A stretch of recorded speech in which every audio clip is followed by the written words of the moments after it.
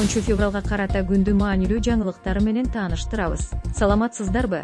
Камчыбек Ташиев министрлер кабинетинин төрагасынын орун басары УКМКнын төрагасы кызматынан бошотулду. Тиешелүү жарлыкка президент Садыр Жапаров кол койду. Бул тууралуу президенттин сайтына жарыяланды. Ал эми президент Жапаров Ташиевдин отставкасы тууралуу бул биринчи кезекте мамлекеттин кызыкчылыгы үчүн болгонун билдирди. Коомчулукта, анын ичинде мамлекеттик түзүмдөр ортосунда да бөлүнүп жарылууга жол бербей, тескерисинче биримдикти чыңдоо максатында кабыл алдым, деп жазды президенттин сөзүн анын басма сөз катчысы Аскат Алагөзов. Бирок бир нече сааттан кийин Алагөзов буга чейинки постун бурмалагандар болуп жатканын айтып тактоо киргизди. Анда өлкө башчысы Камчыбек Кыдыршаевичти эмес, генералдын атын жамынгандарды айтканын баса белгиледи.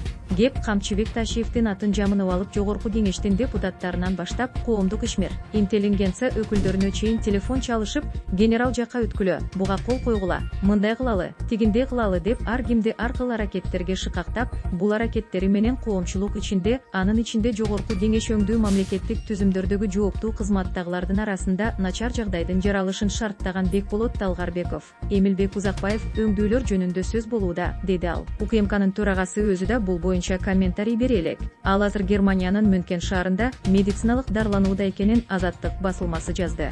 Ал эми Камчыбек Ташиев кызматтан алынганы тууралуу өлкө башчысынын жарлыгы чыккандан кийин билгенин Регион телеканалынын башкы директору, Ташиевдин жакын адамы катары айтылып жүргөн Өткүрбек Рахманов жазып чыкты. Улуттук коопсуздук мамлекеттик комитети төрагасынын отставкасы өлкөдө мөөнөтүнөн мурда президенттик шайлоо өткөрүү боюнча талкуулардын шартында болду. Бир күн мурда 75 адамдан турган топ президент менен жогорку кеңештин төрагасына жакын арада президенттик шайлоо өткөрүүгө чакырган кайрылуу жолдогону белгилүү болгон.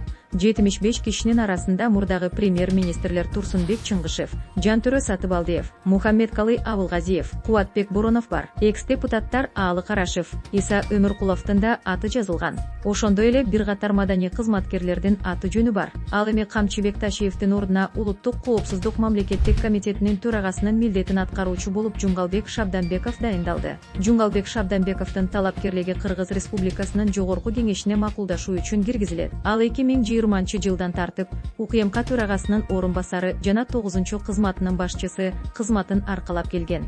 55 жашта 2022-жылы генерал-майор чинине ээ болгон. Ошондой эле президент Садыр Жапаров Камчыбек Ташиевдин 3 орун басарын Курбанбек Авазовду, Даниэль Рысалиевди жана Элизар Смановду отставкага кетирди. Мамлекеттик чек ара кызматы УКМКнын курамынан чыгарылды. Мамлекеттик күзөт кызматы президентке баш ийет. УКМК төрагасы отставкага кеткенден кийин президент атайын кызматта дагы өзгөртүүлөргө кол койду. Мындан ары чек ара кызматы УКМКга карабайт. Деги эле Кыргызстандын тарыхында чек ара кызматы бир нече жолу ушундай өзгөртүүлөргө туш болуп жатат. Акыркы жолу 2020-жылы бийликке Садыр Жапаров келип, УКМК төрагалыгына Камчыбек Ташиев дайындалганда чек ара кызматы УКМКга бириктирилген болчу. Мындан ары кызмат өз алдынча орган болот жана анын башчылыгында мурдагы эле жетекчи Абдикарим Алимбаев калды.